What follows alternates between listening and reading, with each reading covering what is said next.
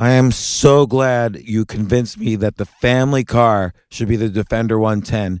It is so beautiful inside, it's so comfortable, and it just feels indestructible. Yes, it really is. I've been waiting a long time for the new model to come out. The Defender 110, I'm telling you, it's my favorite car of all times. It's my third one. You know, I have stories of going off road. The guy managed the group. He was like, "What are you doing in this beautiful car?" I'm like, "I'm going off road." He's like, "Are you sure? Because you can use one of ours." And then they look like Mad Max cars. I'm like, "No, no, no, no, we're going to do this." And he was shocked. Wow. Well, it's great because the Defender has been reimagined for 21st century adventure, and its unparalleled off-road ability as well as its robust interior are invaluable whether you're headed towards uncharted territory or just a weekend of exploration. The Defender 110 tackles challenging surroundings with absolute confidence. The SUV conveys strength outside and in, featuring peerless technology like an intuitive driver display and an award-winning infotainment system. That's my favorite part, to keep you connected no matter where the journey takes you. Adventure is unique to everyone, and so is the Defender. Choose from the two-door Defender 90, the four-door Defender 110, or the larger Defender 130 with the ability to seat up to 8 passengers. You'll find uncompromising performance in all three. So pack up and go even further with the Defender 110. Learn more at LandRoverUSA.com/Defender. This isn't your average business podcast, and he's not your average host. This is the James Altucher Show. I am so sick and tired of this election. You know why? It's because I feel like if you go on Facebook or Twitter or wherever, everybody is just fighting for sport. Like, it's not like you're going to argue with somebody on Facebook and they're going to be convinced, and that one vote that you just convinced is going to swing the entire election. Every time you argue about politics on Facebook, and then you're wrong about Biden or Trump, like he's a fascist, he caused this, he caused that, he will cause this, he's a communist, send. Boy, I showed them who's boss, and now maybe they'll vote the way I want them to vote. So I have 2 votes now instead of 1 because I just convinced someone to vote just like me. That never happens. And instead, every time you hit reload, did they reply? Did they reply to my great argument? Facebook makes another penny. Twitter makes another penny. This election is just a money-making machine for Facebook and Twitter. Let me just go down Twitter for a second just to see. Like every single post. Here's the Dems are asking for $600 a week. At this point, I'd still vote for him even if he buried the tax man in the backyard. I don't even know. I guess he's talking about Trump there. Here's another one. Switching gears a bit. Trump. I seriously doubt that person was switching gears. Here's a letter from the director of the CIA that somebody just reposted all about Hillary Clinton and whatever. Here's a friend of mine saying, this is what democracy looks like. 35 days till election day. Still plenty of ways to help. Please don't sit this one out. All right. And then just on and on. I am not a Trump fan. However, this whole narrative around his taxes is so interesting. Yes, I would prefer to read Trump's tax returns than watch Game of Thrones. Is that what that person's saying? So that's Facebook. Let's just hit the homepage of Twitter. Something I almost never do. Let's see. What's the first one? Presidential debate tonight. Who will be watching? Oh, it's such a fun sport. People are already saying this is all just about entertainment because people are already predicting if this were pay-per-view, it would make more money than any boxing match. So it's completely about entertainment. Because how many issues do you actually know? I mean, do you know how many people are incarcerated in the United States and how many people are incarcerated for violent crimes versus nonviolent crimes? I don't know. Do you know what the issues are around legalization of certain drugs or why farmer prices are so high? Or do you even know what tariffs are? Most people don't even know what tariffs are. Sometimes I get confused about it. But let's take a giant step back. Everybody's voting on whether or not they like someone. Like I hear this a lot. Like, I'm not usually a Democrat, but I just don't like Trump personally. Or I'm not usually a Republican, but Biden's got dementia or whatever. So there's all these like BS personal reasons that people are justifying voting. But I think the reality is nobody really knows why they're voting. They're voting because, I don't know, they don't like somebody, or they're voting because their friends are voting for somebody, or their spouse or boyfriend or girlfriend, or their parents or their teachers or their local community. Like if you live in New York City, if you wear a MAGA hat, you're going to get beaten up. But if you're in some other town that, I think more rural or whatever, and if you wear a Biden hat or a shirt, you'll probably get beaten up there. Like a lot of people are beating each other up over this stuff. So I want to take a step back from the men and women who are running. Joe Jorgensen is running for the Libertarian candidate for president. I want to take a step back from the men and women, and I want to just give a cocktail party view of the isms. So what is Marxism, socialism, capitalism, Trumpism, Bidenism? Yes, there is a Bidenism, Yangism, Clintonism. These are all important things to understand. Let's focus on just in very briefly what all these philosophies are, how they intersect. I'm going to throw in fascism as well, how they intersect with each other. And then you can decide, oh, that philosophy sounds good. And then you could say to yourself, I want to endorse policies that push forward this particular ism in the best possible way. And then you start to ask, what is the candidate who most closely aligns with the ism I believe in, with the political philosophy I believe in? And again, I know this is something that a lot of people don't wonder about, because how is it possible that if, let's say, the Democrats have an opinion on 100 issues, ranging from taxes to hydroxychloroquine, how is it the case that 50 million people believe the exact same thing about all 100 issues, and then 50 million other people believe the exact opposite about all 100 issues? That's kind of impossible. It's never going to be the case that 50 people agree on, that 50 million people agree on 100 different issues. So what it tells me is, because I'm team blue or team red, I have to believe in all the issues colored red or colored blue without even really understanding them. Like, I agree. A lot of people are worried about climate change and pollution, which are two different things, by the way. And there's lots of causes for the world heating, but I bet you most people don't really know all the issues around climate change and how to solve it and how to pay for it and how historically climate disruptions have been solved. So I'll just give you one quick example, which you probably know already.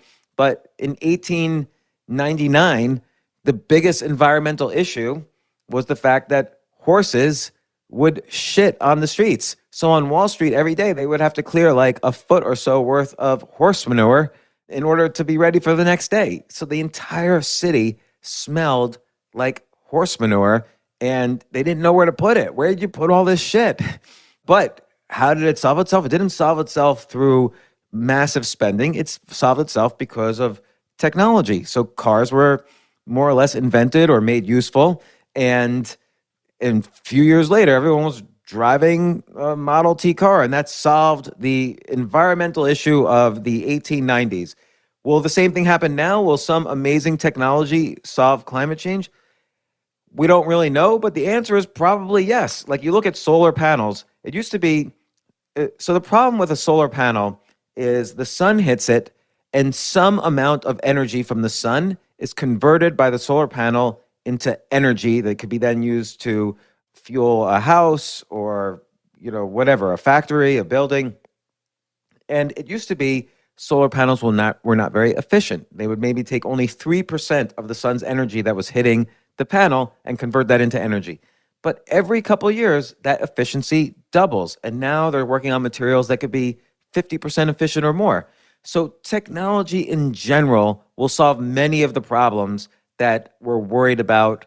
Whether or not we even were worried about climate change, just indirectly, a lot of technological changes are being worked on right now, which could solve major issues about climate change, about medical care, and so on.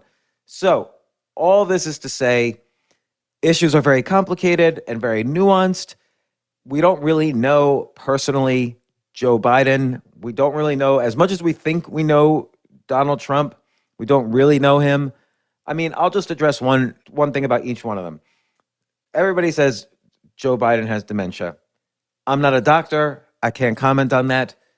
Does he have gaffes? Yes, but he's had gaffes ever since he first ran for president in 1988. Maybe he's experienced some cognitive decline, but the guy's, 77 years old. The Democrats elected him, so they must have some confidence. Also, what every president tends to do is they hire people who are good at what they do. Joe Biden is not going to run the Treasury Department. He will hire some expert banker or whatever, or financier who will run the Treasury Department.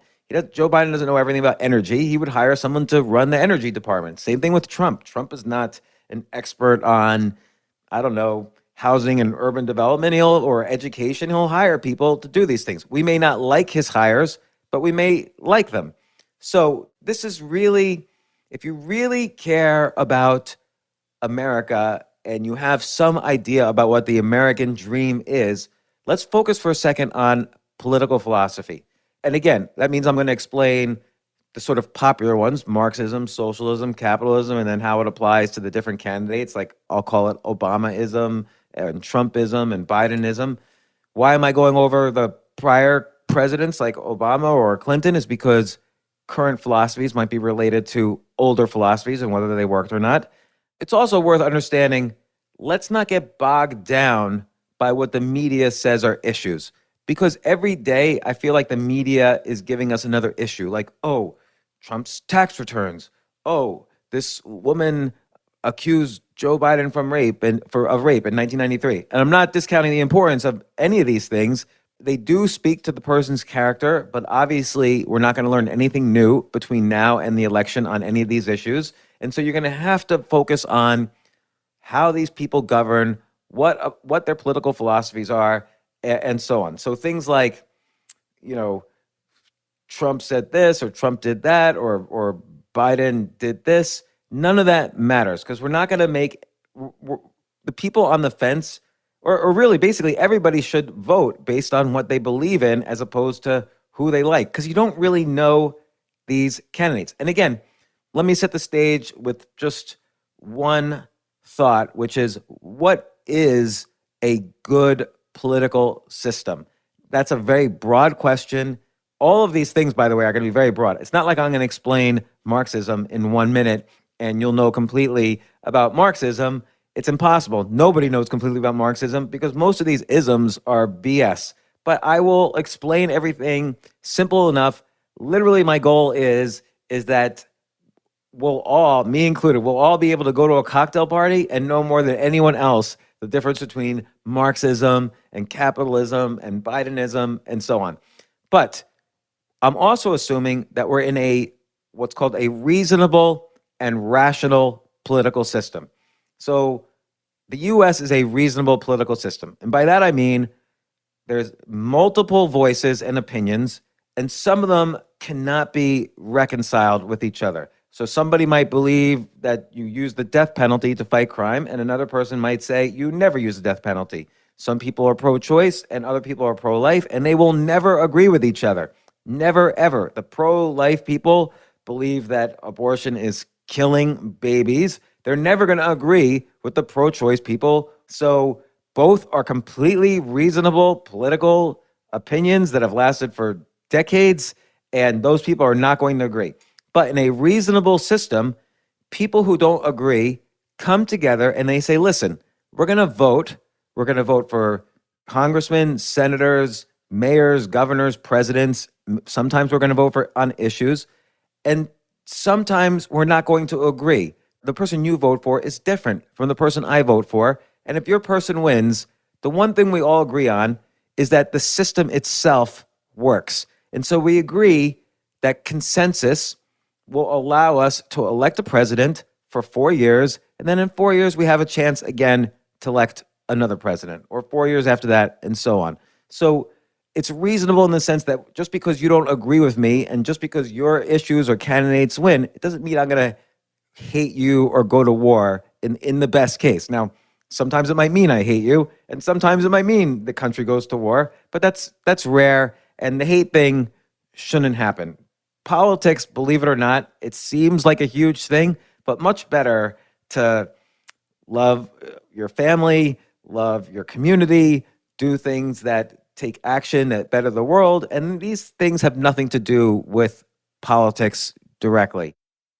The other thing about a good political system is not only is it reasonable, meaning we all, vote and a consensus decides who wins and we all respect who wins. So that's reasonable. The other thing about a political system is that it's rational. So what does rational mean? Particularly when two people believe in different things.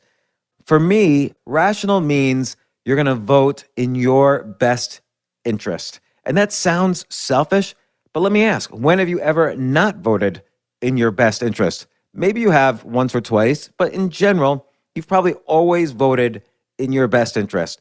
Now, does best interest mean give me $1 billion? That's my best interest. No, because that's not the issue on the table. There's no issue that says, should we all give James $1 billion? No, that's not on the ballot. But my best interest might be lower taxes, or my best interest might be higher taxes for billionaires so that more people can benefit from welfare programs or infrastructure programs or whatever, or healthcare research. I don't know.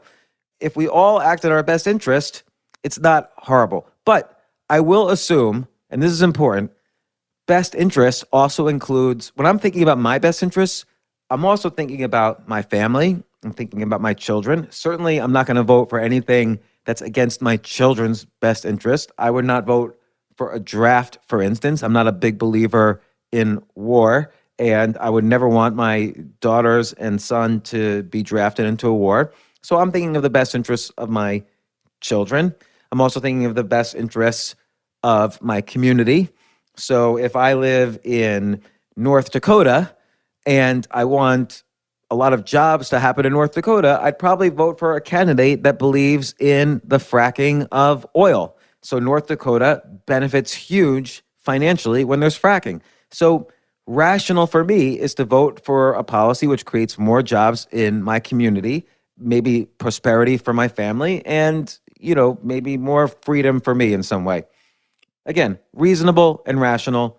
Rational sounds selfish, but it isn't when you think about it. But let's just assume that's what we're all doing.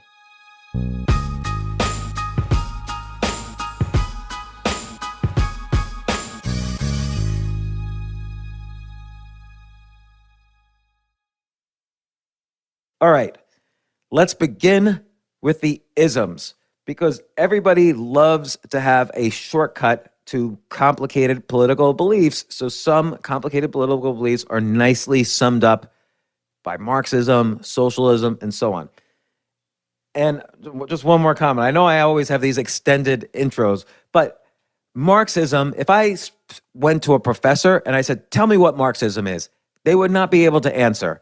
You would think, oh, maybe it's if I read Karl Marx's famous books about Marxism, then I'll know everything there is to know about Marxism. No, there's Marxist Leninism, there's intersections between Marxism and socialism, there's classical Marxism, there's all sorts of different types of Marxism. There's no one definition of socialism, there's no one definition of capitalism.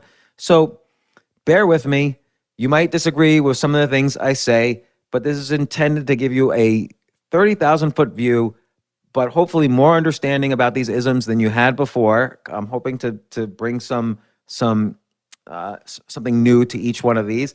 And most importantly, you'll be able to show up at your neighbor's dinner party and be able to talk intelligently about the difference between, socialism and Bidenism. And again, I'm going to keep it simple. You might have heard definitions elsewhere, but this is my way of looking at it. This is my simple way of understanding it. So, okay, let's go. Marxism. Basically, in Marxism, there are two main groups of people. There are the owners, or sometimes called the landlords, and there's the workers, sometimes called by Marx himself the proletariat. So I'm gonna stick with owners and workers. And the owners own like the factory or the business, and the workers are creating the value for the business. And the problem is, the problem that Marxism underlines and tries to solve is that whenever the owner is getting profit from the workers, then that's bad. So what does that mean? It means the workers are creating $50 of value, but they're only getting paid $10. So the owner gets to keep $40. So that's a disconnect. Whenever there's a disconnect financially between one group of people and another group of people, it means the lower group, the workers in this case, are being exploited, and eventually it will lead to what's called class struggle. There's the rich class and the poor class, and eventually they will struggle, and that struggle will get bigger and bigger because more and more money will be accumulated by the owners, and so that difference between the workers and the owners will get bigger, and eventually there will be a revolution, and at the end of the revolution, a lot of these class problems will be solved. There'll be more, the classes will be equal. So that's theoretically an idealistic view of Marxism. And again, if there's any professors listening to this, then you could just go screw yourselves, because that is the definition of Marxism that will work 99.999% of the time. Here's one criticism of Marxism, is that sometimes workers do things for other reasons than owners. For instance, a worker might be younger and is learning a trade. So of course they're creating value for an owner who's more experienced, who's already been through it, and so on. But let's even say that aside, there's going to be this permanent class struggle. That's Marxism. Are there any Marxist countries? No, because Marxism is very theoretical. You could say communism is related to Marxism. I'll talk about communism right now. Communism is basically an extreme form of socialism. So actually, let's do socialism first. Socialism is when you have this perceived injustice. I just described how the owners accumulate money off of the backs of the workers. The workers are working really hard, and they work for $10 worth of work, and the owner sells what they'd made for $50. So there was this $40 profit. Socialism tries to identify these disconnects, and then maybe through regulations or what's called redistribution, tries to correct them. So socialism might say, all right, the owners are making a lot of money. The workers are not making as much money, but they're creating all the value for the owners, which ignores the fact that the owners, do the selling and took the risk and so on. But that aside, let's say they didn't. Socialism says, okay, let's take some money from the owners and just give it to the workers so the workers can afford similar things as the owners, like healthcare and shelter and clothing and some luxuries and some vacation time. This is a very reasonable approach. You say, oh, the owners are not working that hard, but they're making more money. Let's move money around and make it a little bit more fair. So that's an idealistic view of socialism. Correct the imbalances that have been identified by Marxism and redistribute the money so that the workers get some of it that they didn't get before. Now, some people will disagree with this definition of socialism, but it's the definition that works in practice. So some people will say, no, the way you get socialism is when the employees own part of the company. So the work they do, they can feel the value of because the value of the company goes up. That's not really in practice how socialism works. That tends to be more, you see that like employee ownership in Silicon Valley, and I tend to view that as more what's usually called capitalist. But socialists and Marxists, I would say, are the most annoying people on the planet, because I'm just going to read. Here's a sentence about Marxism. Marxism is a method of socioeconomic analysis that uses a materialist interpretation of historical development, better known as historical materialism, to understand class relations and social conflict, as well as a dialectical perspective to view social transformation. Blah. Who could even tell you what that sentence means? Again, just rewind this. You know what Marxism is in a sentence. Socialism is a system to redistribute the wealth to kind of correct the imbalances identified by Marxism. So what's capitalism? Well, here's the interesting thing.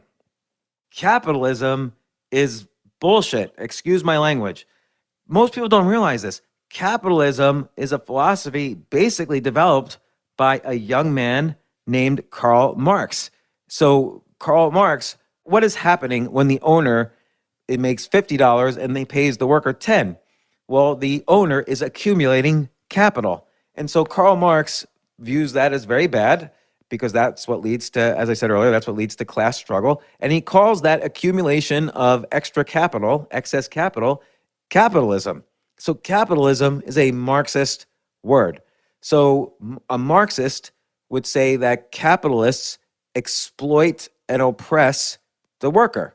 And then, so eventually, if you do that long enough, if you kick someone around long enough, they're going to fight back. So eventually, capitalism leads to a revolution, and then more socialism, and then eventually what's called communism. So let's take a little detour towards communism. What's communism? Well, there's, again, no definition. You have communism under Lenin, so that's called Leninism. You have Stalinism, you have Maoism in China. It's all a little different. But basically, communism is extreme socialism. The government controls everything in the economy. No individual there's no owners. Everybody's a worker. And the head of the country is just the first worker, but has no, in an idealistic communist society, the president is just like any other worker, which is why you see these pictures of Maoists. Even Mao wears the same clothes as the farmers and the workers and so on.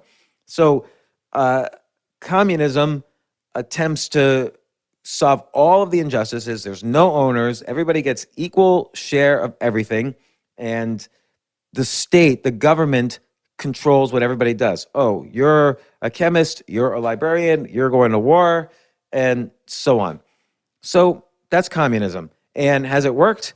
Well, the biggest experiments in communism are Soviet Union. Obviously did not work. People went hungry. There was war. There was, it all fell apart. And then there was China with Mao. Both in Russia and in China, tens of millions of people were killed. So one way that communists got rid of the ownership class is by killing most of them in both Maoism and Stalinism. And I don't know, China, Soviet Union fell apart and is now mostly a fascist slash, capitalist society. And China has become much more capitalist, and they've done a really good job of it. I would say they're doing almost a better job of it than the US, but that has issues as well. So if capitalism is bullshit, if communism doesn't work, if socialism is just kind of like an eraser to Marxism, it's kind of like the functional implementation of Marxism, what does the US live in? Well, I'm going to define a new one. And this will win over big at the cocktail party, but I think this makes sense. And I spoke about this a little bit with John Mackey, who's the founder of Whole Foods, when he was on the podcast. But let's call what's in the US innovationism. And this will make a lot more sense. Why is the US the biggest economy in the world? Why is it the most prosperous economy in the world? Well, guess where things are invented? Like the computer was invented here. The car invented here. The airplane invented here. Most medical drugs invented here. All of the biggest inventions of the past 200 years were basically invented in America.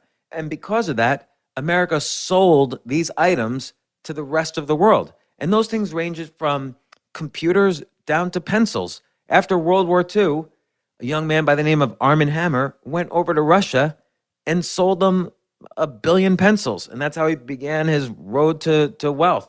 So the US, I don't know why. Maybe it's because we had this frontier. I shouldn't say we, I wasn't here. But maybe because Americans had this frontier-like attitude that once we hit the frontier, California, maybe it switched to the technological world and we started innovating, hitting the frontier there.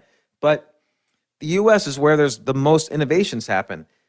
So you can argue innovationism, a philosophy which encourages private individuals to invent, and how would you encourage them? Well, maybe you have monetary incentives, maybe there's special awards, maybe there's special kind of security. Basically, someone should benefit. The more they innovate and invent, the more they benefit. Now, this is very different from Marxism because they shouldn't benefit. If they invent a new kind of toilet, it should be for the benefit of all, and they shouldn't expect any extra benefit. But that's just not how primates work. Like, if a primate 2 million years ago was the one to kill the lion for everybody to eat, that primate would probably be the alpha of the tribe and would eat more than everyone else and would have more access to a spouse than everyone else. So this is not a new thing, being able to benefit from your accomplishments. It exists in primates. It's existed basically for all time.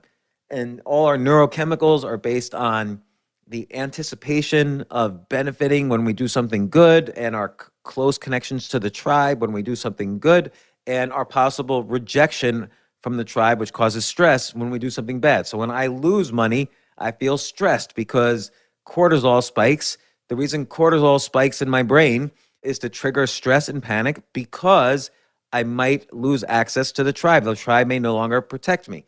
So innovationism, again, is this philosophy that a society prospers the more it innovates. And you could decide for yourself whether that's true or not. I tend to think that is true, which is why the US is successful. And again, it's very different from capitalism, where capitalism is when the owners just care about the accumulation of capital. There are many instances in the US where entrepreneurs and the innovators, of course, they cared about money. Everybody cares about money to some extent, but a lot of people, like the guys who started Google, Sergey Brin and Larry Page, just wanted to make a better search engine. They innovated a better search engine. And then guess what? They wanted to sell it for $1 million. That's how much Larry Page and Sergey Brin, they tried to sell Google to Excite, which was another search engine, for $1 million. Excite said no. Excite offered $750,000. Larry Page and Sergey Brin said, yes, please give us $750,000. And then Excite said, we thought about it. You guys were a little too eager. No. So they had to build Google and take it public. And now they're worth, I don't know, $50 or $60 billion each. So was that because they were accumulating capital? A little bit, but mostly it's because they innovated a search engine that everybody on the planet uses.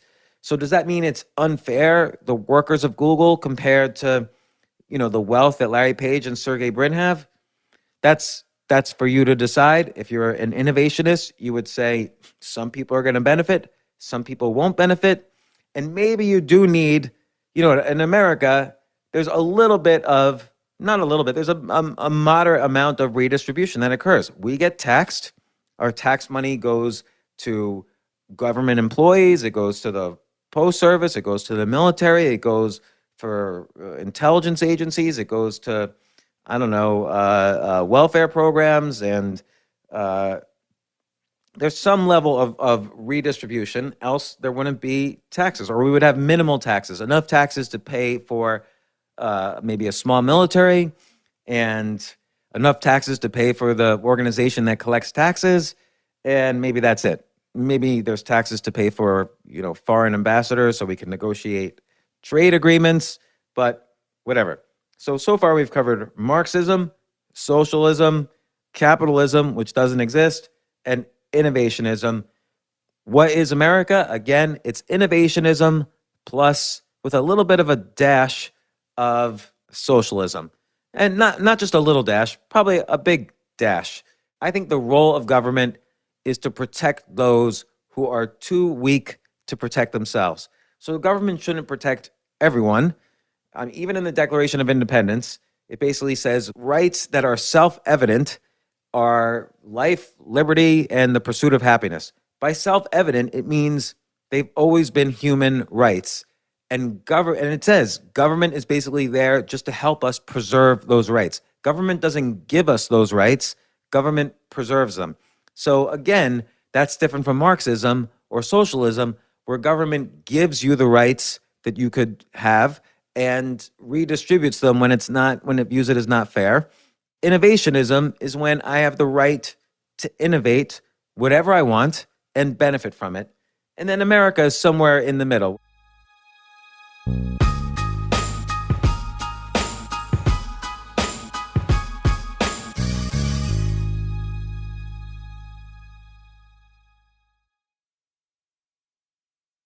Well, let's go straight into the political candidates. Let's look at what Bidenism is, and let's look at what Trumpism is. Now, Bidenism, of course, Joe Biden has been a senator since the 70s. He's been through all these different presidents: Jimmy Carter, Ronald Reagan, Bush 1, Clinton, Bush 2, and then he was vice president under Obama. So it's worthwhile talking a little bit about the prior two Democratic presidents, Clinton and Obama. I think Clinton, actually, I'm going to take one step back. Somebody once asked me, what's the difference between the Democrats and the Republicans? And for that, why isn't there a Republicanism and Democratism? Well, the reason is because those Democrats and Republicans do not have, those are political parties. They're not consistent political philosophies. And they shouldn't be. There are Democrats who are pro-life, and there are Democrats who are pro-choice. There are Democrats for higher taxes, and there are Democrats for lower taxes. I remember being a little kid and trying, I was practically crying. I was begging my dad to explain to me, why would someone be a Democrat and not a Republican? Or how do people decide what party they're in? And he just couldn't give me an answer. And the reason is because, even back in the 60s, Democrats are almost what you would call Republicans now, and vice versa. Do you know the first president to consider a UBI, or universal basic income, which was brought up by Andrew Yang, a recent Democrat candidate for president and a recent guest on this podcast? The first president to bring up a UBI was Richard Nixon, a Republican. And Milton Friedman, a Republican or conservative economist, he came up with all sorts of economic theories around a UBI. He called it a negative income tax. So we'll talk more about that in a second. But all I'm saying is there's no consistent political philosophy called Republicans or Democrats. So leave them to the side for a second. But I would say Bill Clinton had a specific political philosophy, which is he wanted to basically, he was an innovationist. He didn't want to get in the way of innovation. A great innovationist thing that Clinton did was no sales taxes on the internet in the 90s. And that helped create the rise of the entire internet. But I think Clinton wanted to do the best by the most people. Often presidents are populist, which borders, if you're trying to please the most people, there's going to be some socialist tendencies because most of the people are workers or middle class, and they don't mind if money or resources are redistributed to them. So I would argue Clinton had a little bit of socialism. Nothing wrong with that.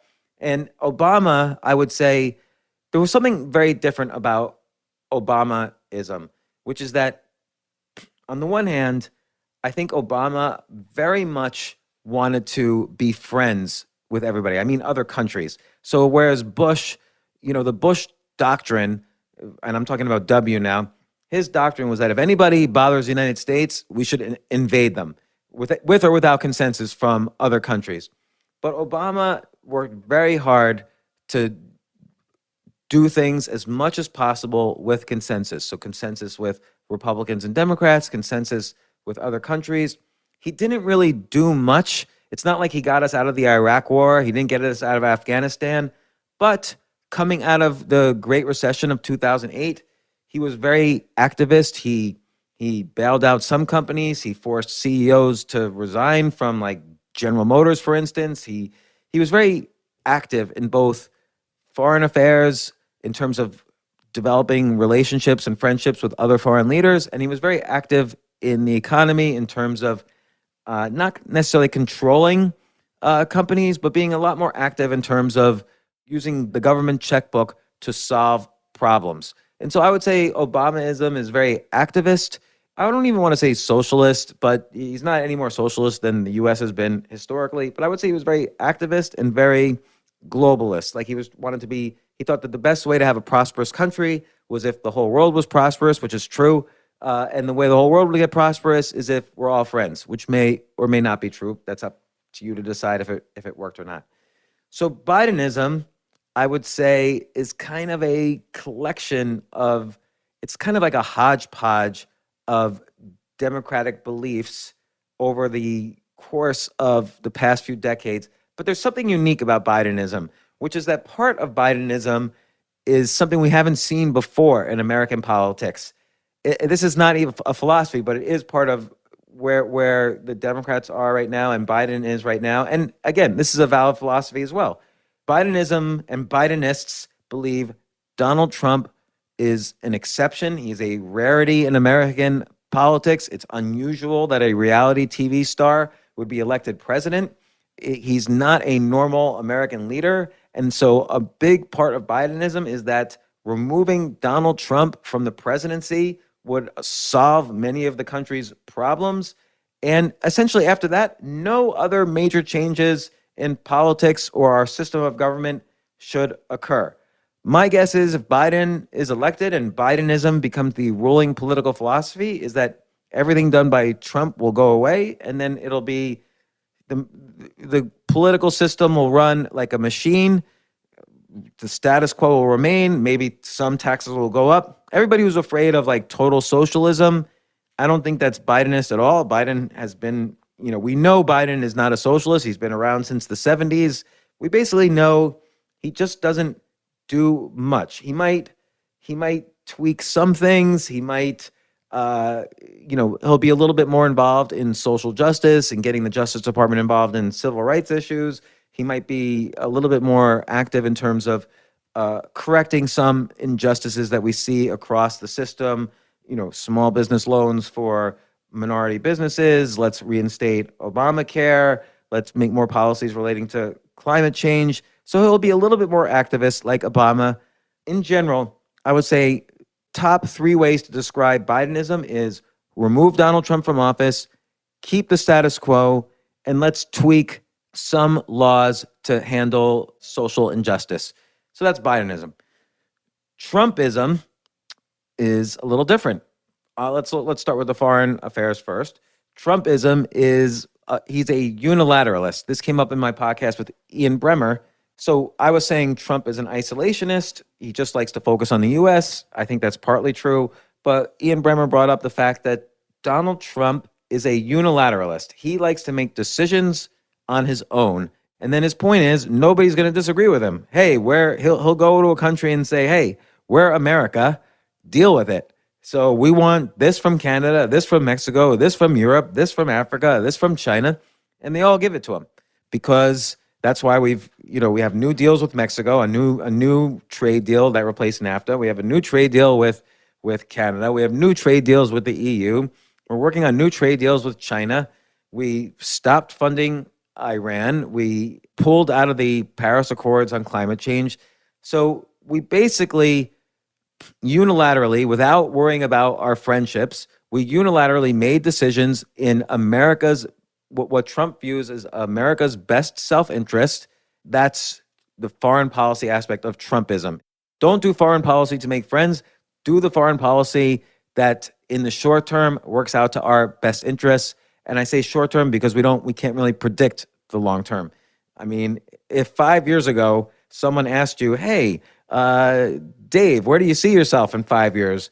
You would have had the wrong answer. You would have been wrong. You would not have seen yourself in the middle of a pandemic. So part of Trumpism is that we can't predict long in the future, but let's focus on right now what is the best for the U.S. And on a domestic level, Trumpism is a little bit more libertarian. So, and I'll describe that in a minute, but Trumpism is reduce government, don't get in the way of innovation.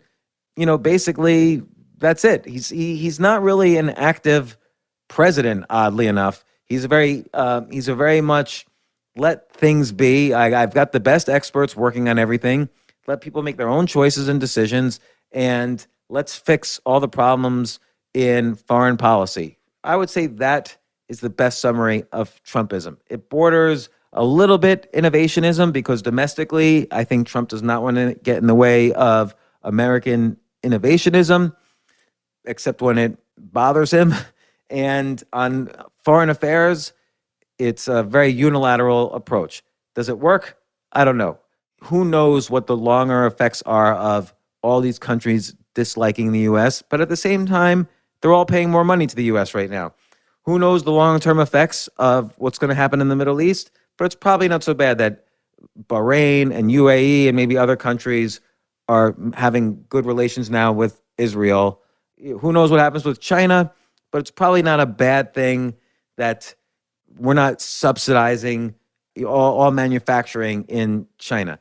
Now, is this good or bad? You could decide. Is Bidenism good or bad? The status quo was working for most people for a long time. Who knows? Maybe it'll work again. So this is not about vote for Joe Biden or vote for Trump. I'm looking at this in a very impartial way. It's just explaining the differences between their different political philosophies. Trump, interestingly, I saw a video of him talking to David Letterman in 1986, I think. And even then, he was complaining about tariffs and all the same things he's saying now. So he's been pretty consistent in his beliefs. Biden, I say, has changed his beliefs over time. Nothing wrong with that. Some people view it as good that we have a candidate willing to change beliefs if he thinks he's wrong. And Trump might be stubborn, so who knows? I'm just laying out what the philosophies are. I skipped libertarians, so I actually think there's a lot to be said for the Libertarian Party, which is essentially that Americans have certain inalienable rights, like their right to own their property, and government can't get in the way of that. And the way you avoid government, the way you prevent government from getting in the way of your property and your other rights is you have no government. In extreme libertarianism, there's anarchy. So there's basically no government, nobody telling you what to do, everything's legal. And what happened, then you think, well, then everyone will just start murdering each other. No, because everyone's carrying a gun. So if you start murdering each other, you'll be murdered yourself very fast. Well, then you say, well, everybody will start stealing from each other. No, if you steal and they catch you, you're going to be in bigger trouble than if a modern day America catches you. So libertarian society or libertarian anarchy is self-governing. Now, if they were elected, they wouldn't immediately become anarchists. Here's what a libertarian would do as soon as they took power. They would probably release all nonviolent criminals to have these people back in working in society. They would probably lower taxes to almost nothing. They would probably shut down a lot of government departments, particularly the military. U.S. government right now is in 100 different countries with their military. So they would probably bring back almost all the military, if not all of it. They would probably sell off most battleships and aircraft carriers and things like that, because you don't really need them if you have nuclear bombs. They would basically just say, hey, anybody who bothers us is going to get nuked, and there's no in between. So that's going to be their point of view. I'm just guessing this is what a libertarian would do. And basically they'll focus on purely innovationism.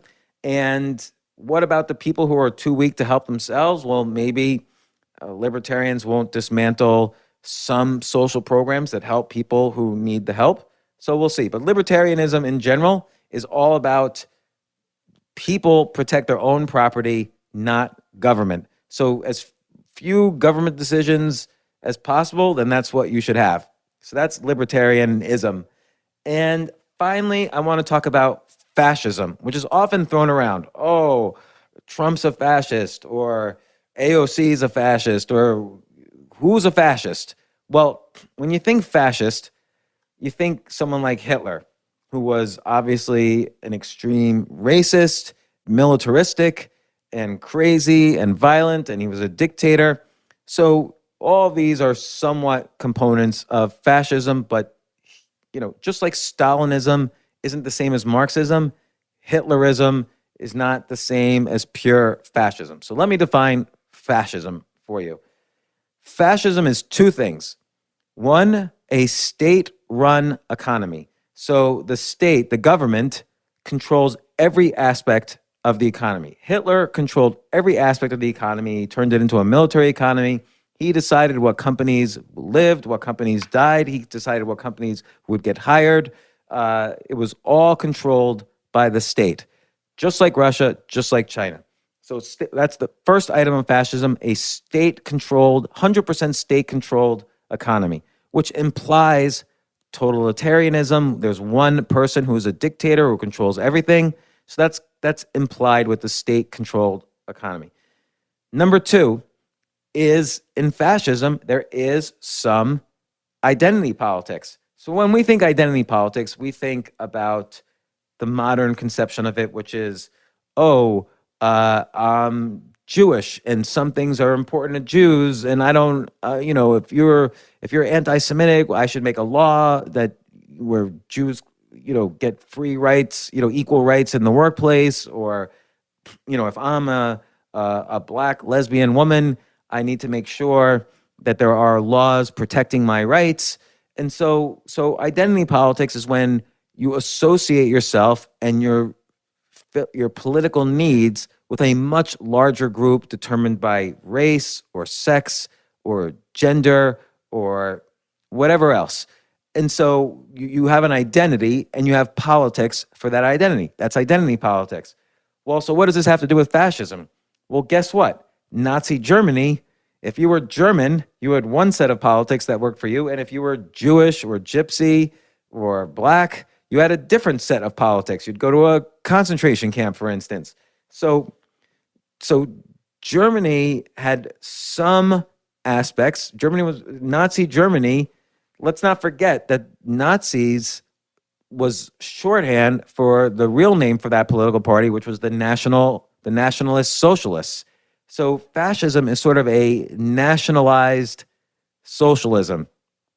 Same thing with Italy, with Mussolini. I mean, let's not forget, and I'm happy to be corrected, but in Hitler's Germany, Hitler instated a minimum wage. He had health care. I'm not saying he's good or bad. He's just saying he did many things that you can argue are related to aspects of socialism.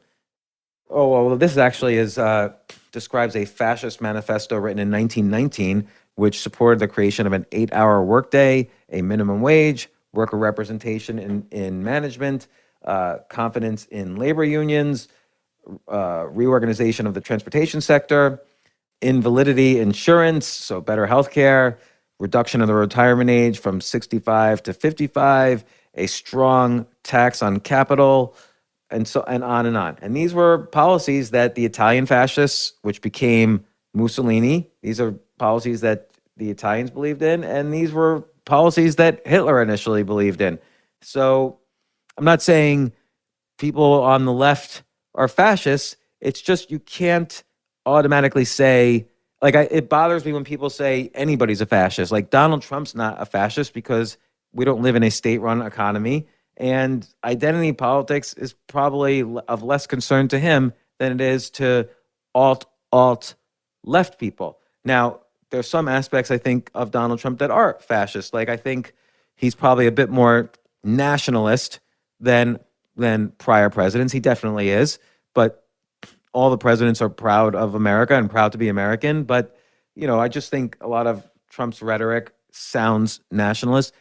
Is he anti-Semitic, as many have accused? No. His grandchildren and his daughter, Ivanka, are Orthodox Jews. He's not anti-Semitic.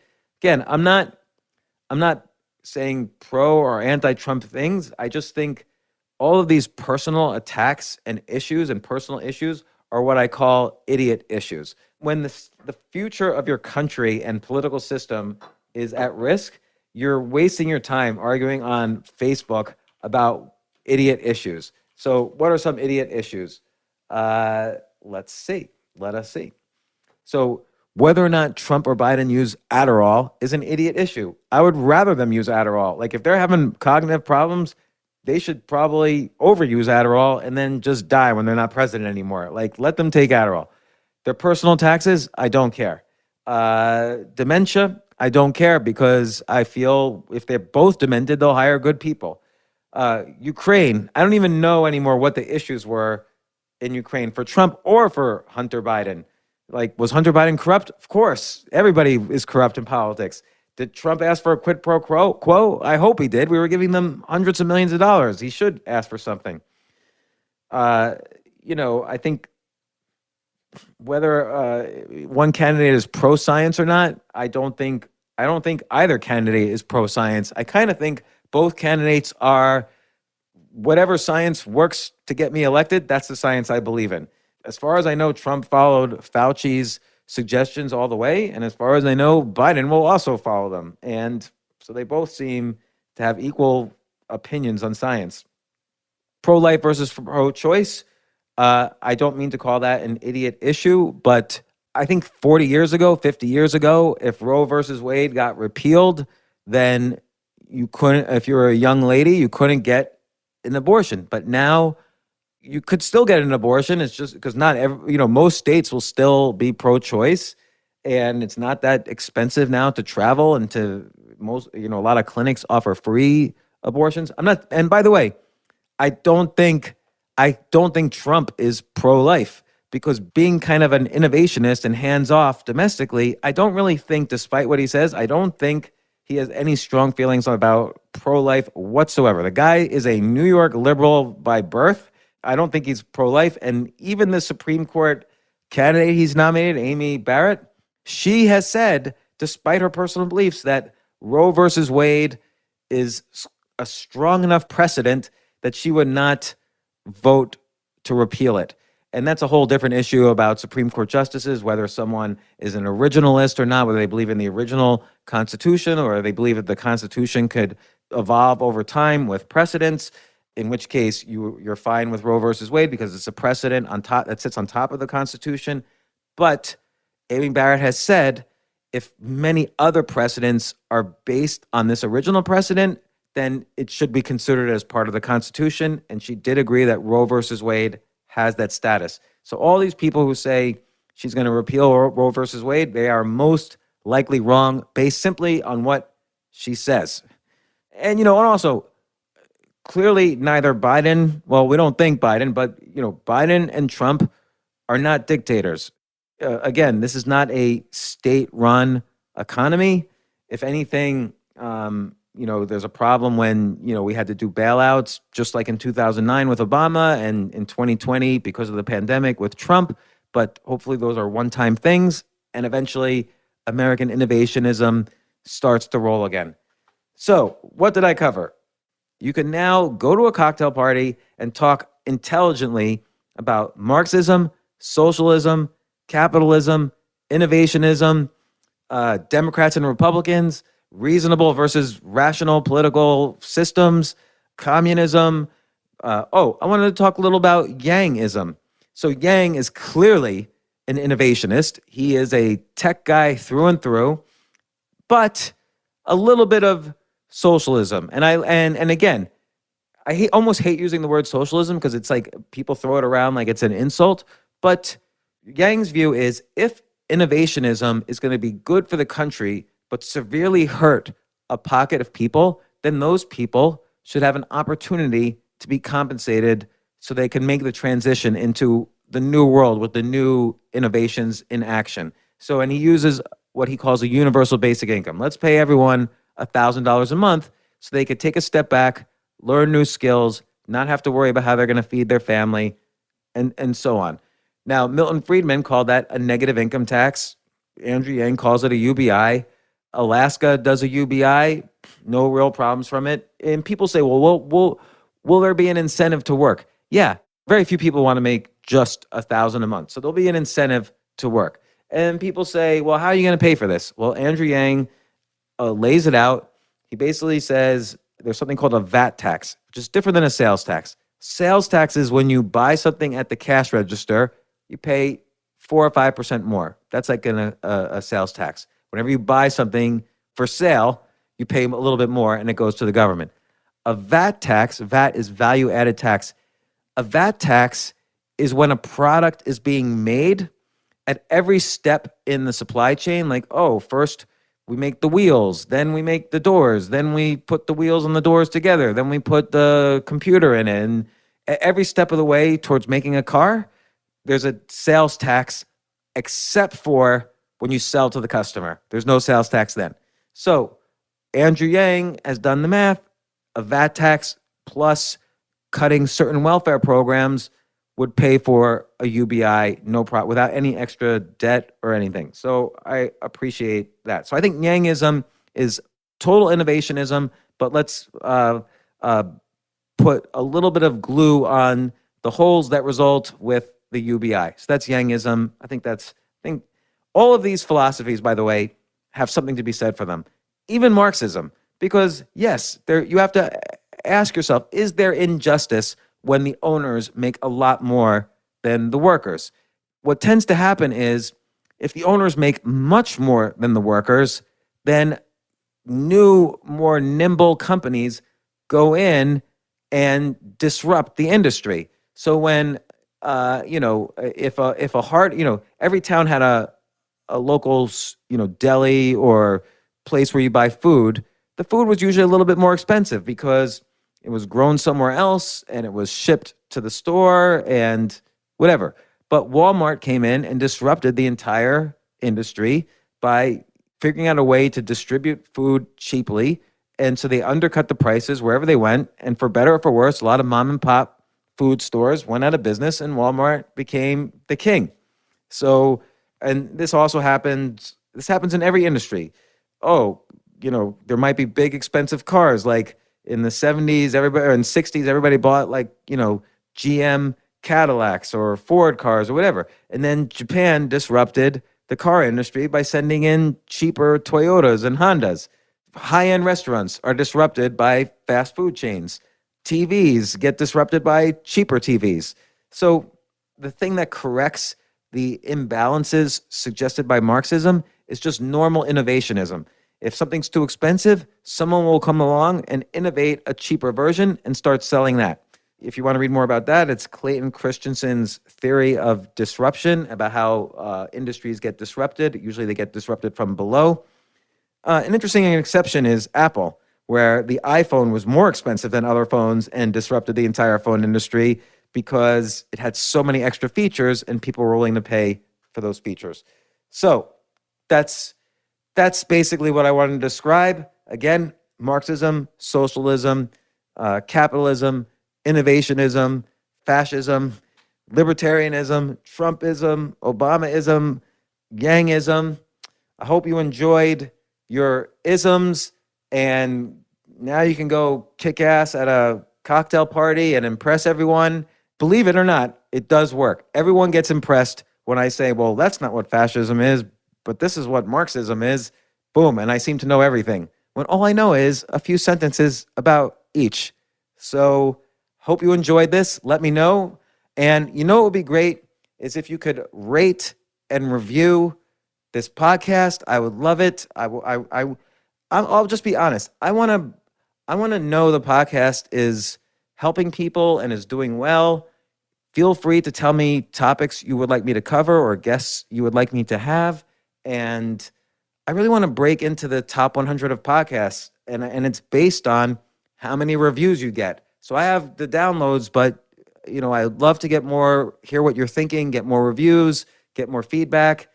You can email me at altucher@gmail.com or tweet me at jaltucher. Tell me what topics you would like, or tell me feedback on this episode or other episodes, or tell me what guests you would like me to interview. And see you next time. Thanks so much for listening to this simple guide to isms.